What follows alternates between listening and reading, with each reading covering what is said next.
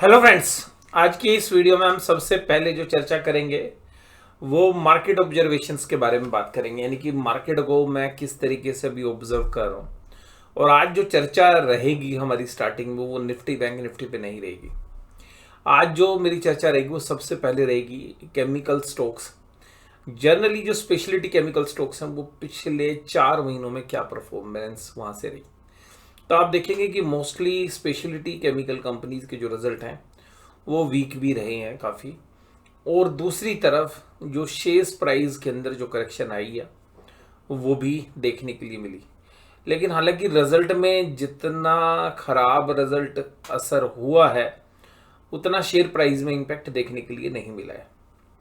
लेकिन हाँ, speciality chemical companies जो है एक मतलब एक एक्साइटमेंट वाली जो स्टोरी है वो इन्वेस्टर्स के लिए रही है अगर हम हिस्ट्री देखें तो। लेकिन पिछले 4-5 महीनों में जो है स्पेशलिटी केमिकल ने निराश किया है। अब ये तो थी पिछले 4-5 महीने की बात।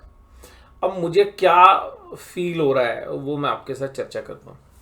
देखिएगा, मेरे को एक ऐसी फीलिंग आ रही है बाजार को देखते हुए, बाजार की जो रीडिंग्स है उसको देखते हुए, कि जो स्मॉल कैप इंडेक्स है, यानी कि जो मिड कैप से भी छोटा साइज कंपनी है, और हालांकि मैं मिड कैप के भी कुछ पोर्शन को इसमें इनकॉर्पोरेट करूंगा, जो स्पेशलिटी केमिकल के बाद अब जो हमें दूसरी चीज दिख रही है अगले क्वार्टर तक के रिजल्ट के हिसाब में तक आपको शायद वो प्रतीत होती हुई नजर आए कि शायद अब स्मॉल कैप जो स्टॉक्स हैं वो एक प्राइस वाइज करेक्शन के साथ साथ टाइम वाइज करेक्शन में भी जा रहे हैं।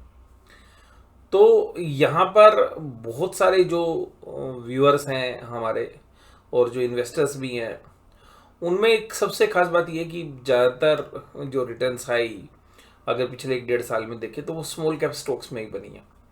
लेकिन अब स्मॉल कैप स्टॉक्स ज़्यादातर रिटेल इन्वेस्टर्स के पोर्टफोलियो में हैं और वो अब शायद परफॉर्मेंस नहीं देंगे इतनी बेहतर जैसी पास्ट में दी है। तो एक टाइम वाइज और प्राइस वाइज करेक्शन हमें देखने के लिए मिल सकती है और ऐसा प्रतीत हो रहा है प्राइस एक्शन देख के। तो यहाँ पर एक विशेष सावधानी की ज़रूरत है और मुझे लग रहा है कि अभी स्मॉल कैप इंडेक्स के अंदर हो सकता है कि आने वाले 6 महीनों के दौरान आपको यहाँ से भी 10% की करेक्शन स्मॉल कैप इंडेक्स में देखने के लिए मिले। और सिमिलर व्यू मेरा मिड कैप के ऊपर भी, और मिड कैप में मुझे लगता है 5 से 8% की करेक्शन आपको मिड कैप इंडेक्स में भी देखने के लिए मिले। लार्ज कैप इंडेक्स के अंदर अगर हम देखें तो जो फंड्स हैं वो स्मॉल कैप से निकलते हुए या कुछ पोर्शन मिड कैप से भी निकलते हुए वो लार्ज कैप की तरफ शिफ्ट हो रहा है। और आप देखेंगे स्पेशली कि कुछ कंपनीज ने बड़ा जबरदस्त तरीके से जो है उस कैश इनफ्लोज को अट्रैक्ट किया, जिसमें रिलायंस इंडस्ट्रीज है, एल&टी का शेयर्स है, आईसीआईसीआई बैंक है, एसबीआई है। ये कुछ ऐसे शेयर्स हैं जहां पर लार्ज कैप के अंदर काफ़ी बड़ी मात्रा में फंड्स अलोकेट हुए हैं और काफ़ी पैसा गया है। तो इसका मतलब ये है कि जो एक रोटेशन हो रही है, एक जगह से माल बिक के दूसरी जगह जा रहा है। तो यहाँ पर मुझे लगता है as a investor, as a retailer, हमें यहाँ पर स्मॉल कैप इंडेक्सेस के अंदर ये ध्यान रखना है कि जहाँ पर भी वैल्यूएशन स्ट्रेस्ड हैं वहाँ पर अब शायद आपको कुछ समय के लिए थकावट महसूस हो और आपके पोर्टफोलियो के अंदर अगर स्मॉल कैप और मिड कैप का पोर्टफोलियो है तो आप कोई बहुत बड़ी एक्स्ट्राऑर्डिनरी रिटर्न्स ना देखें। और ऐसा भी हो सकता है कि आने वाले समय के अंदर 3 से 6 महीने एक पेनफुल सिचुएशन हो सकती है जहां तक कि रिटर्न्स की बात अगर हम करें।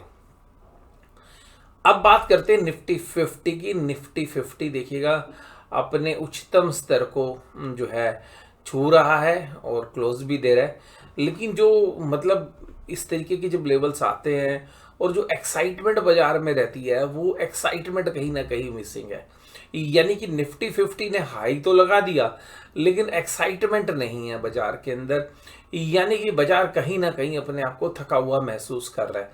तो निफ्टी इंडिसेस बेशक से अपने लाइफ टाइम हाई पर क्लोज कर रहे हैं और यहाँ पर मुझे लगता है कि अब एक distribution type of pattern Nifty 50 में भी आपको देखने के लिए मिलेगा। और यहाँ पे यह हो सकता है कि थोड़ी सी तेजी आपको इसलिए देखने के लिए मिले कि स्मॉल कैप और मिड कैप्स में से पैसा निकलकर निफ्टी 50 स्टॉक्स में आ सकता है। तो शायद निफ्टी 50 में गिरावट आपको बहुत ज़्यादा अभी देखने के लिए ना मिले, लेकिन जिस तरीके की कैंडल आज बनी है और ऊपरी टॉप लेवल्स के ऊपर एक डोजी टाइप की कैंडल बनी है, तो ऐसा लग रहा है कि यहाँ शायद अभी निफ्टी 50 भी समय बिताएगा, अगर हम अगले 2-4 दिनों की अगर हम बात करें तो।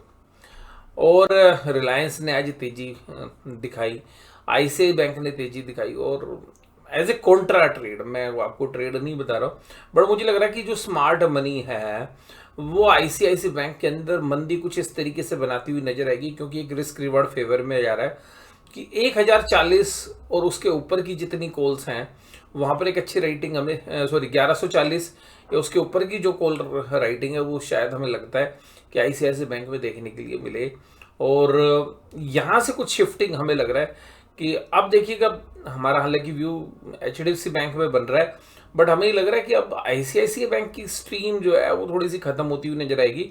एचडीएफसी बैंक शायद थोड़ा सा पिकअप कर ले और इंडेक्स में भी रोटेशन होगी, लेकिन कोई बहुत बड़ी मजबूती अभी हम देख नहीं रहे, लेकिन मंदी के भी संकेत अभी दिख नहीं रहे हैं।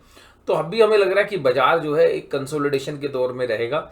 यहाँ पे एक डिस्ट्रीब्यूशन टाइप की जो चीज़ें हैं, सिचुएशंस हैं, वो अराइज होंगी, और फिर थोड़ा सा टाइम बीतने के बाद जिस तरीके की परिस्थिति होगी मैं आपके साथ डिस्कस करूंगा कि वो कंसोलिडेशन हो रहा है या डिस्ट्रीब्यूशन हो रहा है, तो वो भी देखेंगे यहाँ पे। लेकिन अभी कुल मिलाकर बाजार के अंदर हायर लेवल्स के ऊपर ना तो वो बड़े वॉल्यूम्स आ रहे हैं, ना वो कैश इनफ्लोज आ रहे हैं, और डीआईज की मनी के दम पर बाजार ऊपर तो टिके हुए हैं, लेकिन एफआईआई से कोई बहुत अच्छे फ्लोज नहीं आ रहे हैं। इन्फोसिस, जेएसडब्ल्यू स्टील और महिंद्रा महिंद्रा जैसे शेयर्स कमजोर थे। एडवांस डिक्लाइन बहुत अच्छी थी, लेकिन फिर भी वो जो एडवांस डिक्लाइन अच्छी होने के बावजूद भी जो बढ़ने वाले जो शेयर्स की परसेंटेज हुआ करती थी, नंबर ऑफ शेयर्स तो बढ़ते हुए नजर आ रहे हैं, लेकिन जो वॉल्यूम के साथ वो ट्रेड हो रहे थे शेयर्स, या जिस परसेंटेज के साथ ग्रो कर रहे थे इंट्राडे बेसिस पर, वो ग्रोथ नहीं थी शेयर्स प्राइस में। एनटीपीसी, एचडीएफसी लाइफ, ओएनजीसी और पावर ग्रिड जैसे शेयर्स तेज थे। कमजोरी Eicher, JSW steel, SBI life और महिंद्रा जैसे शेयर्स में थी। और एक खबर भी आज है, आपको पता भी होगा, टाटा मोटर्स जो है अपने पैसेंजर व्हीकल और कमर्शियल व्हीकल्स के जो डिवीजन है उनको अलग कर रही है, और उसमें एक डीमर्जर की अनाउंसमेंट है। तो हो सकता है कि कल टाटा मोटर्स के लिए आपको एक शुरुआती जो है आपको एक अच्छा टिक ऊपर की तरफ देखने के लिए मिले, और बाजार में शेयर प्राइस में उसका रिफ्लेक्शन अभी तो था नहीं और ऐसा कुछ दिख भी नहीं रहा था। तो हो सकता है कि इस न्यूज़ का जो असर है, क्योंकि मार्केट आवर्स के बाद ये खबर आई है, तो कल इसके ऊपर एक इम्पैक्ट आ सकता है। निफ्टी बैंक 47,456, 158 पॉइंट की जो है तेजी, लेकिन यहाँ पर भी एक ही चीज़ थी, आईसीआई बैंक ने इसको संभाल तो लिया, और अब ये इस ऐसे रेंज में घुस रहा है बाजार जहाँ पर सप्लाई जबरदस्त है बैंक निफ्टी में।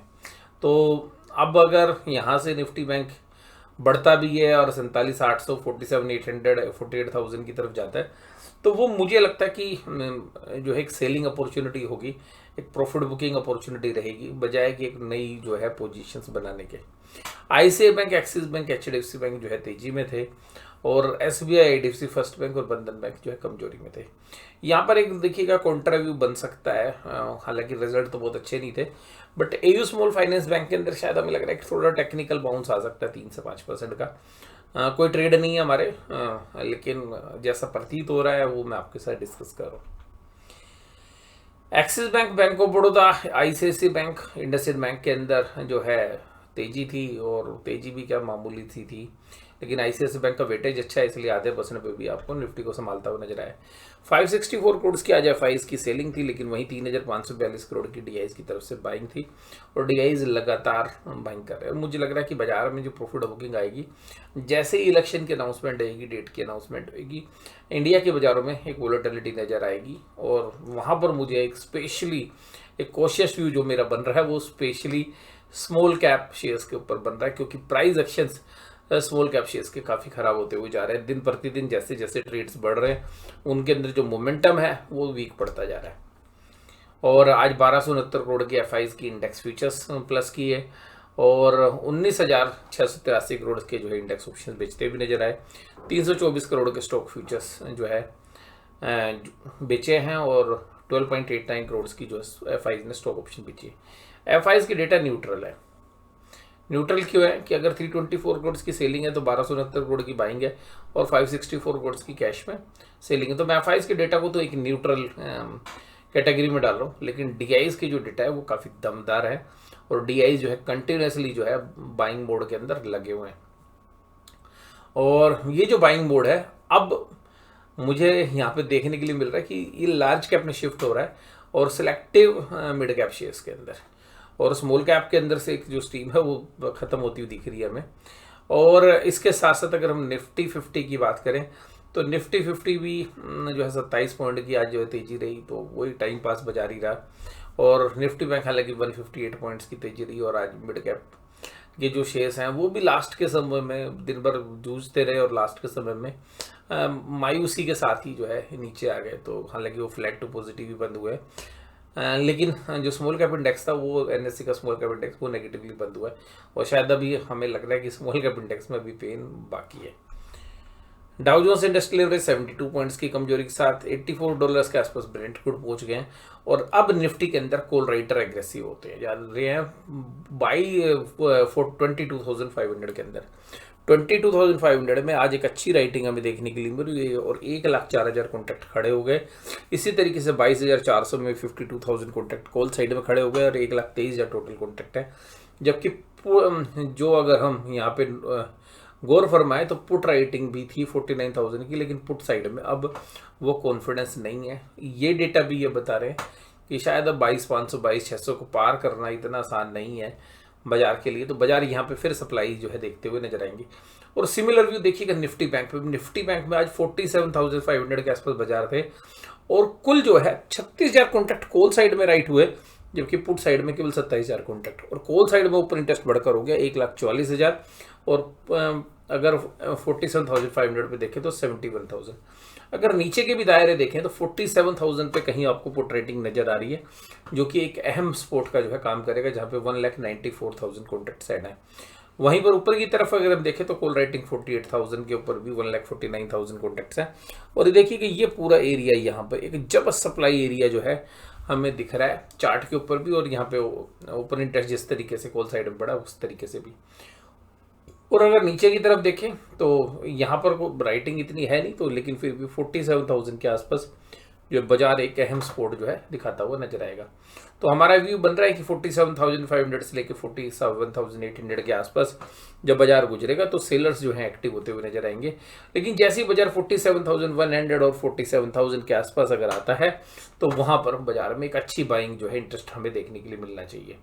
और बाजार में अभी जो मोमेंटम है वो फीका पड़ रहा है, तो बाजार में जो वोलेटिलिटी है वो थोड़ी सी कम भी हो गई है। तो एक नैरो रेंज के अंदर बाजार ट्रेड कर रहा है, और कल भी हमें लग रहा है कि बाजार इसी तरीके से रिएक्ट करेंगे। अगर 47,500 के ऊपर बाजार जाते भी हैं तो हम कोई बहुत बड़ी अपसाइड नहीं देख रहे हैं। वहाँ पर हमें लग रहा है कि बाजार एक अच्छा खासा जो है सप्लाई को जो है फेस करेगा, और ज़्यादा अच्छे चांसेस ये हैं कि अगर बाजार 47,100 की तरफ आता है तो बाजार में जो है एक अच्छी बाइंग हमें वहाँ पे देखने के लिए मिलनी चाहिए। और कुल मिलाकर बाजार जो है एक रेंज में ही हमें ट्रेड होते हुए नजर आ रहे हैं, ना किसी तरीके की बहुत बड़ी मंदी का भी संकेत मिल रहे हैं और ना बहुत बड़ी तेजी के। लेकिन ये पता लग रहा है कि धीरे धीरे ये जो बाइंग सेंटीमेंट है वो वीक पड़ता जा रहा है, और जो बड़े प्लेयर्स हैं ऐसा लग रहा है कि अपना जो माल है मार्च की क्लोजिंग के लिए ऑफलोड कर रहे हैं, और अपनी जो प्रॉफिट बुकिंग है या जो लॉसेस हैं उनको अपने जो अकाउंट्स में वो सेटल कर रहे हैं, प्रॉफिट के सामने लॉस को भी काट रहे हैं, तो जिससे कि अपनी टैक्स लायबिलिटीज़ के साथ वो न्याय कर सके। तो ऐसा जो है हमें प्रतीत होता है। आज की इस वीडियो में बस केवल इतना ही। वीडियो में जुड़े रहने के लिए आपका बहुत बहुत धन्यवाद। Thank you very much.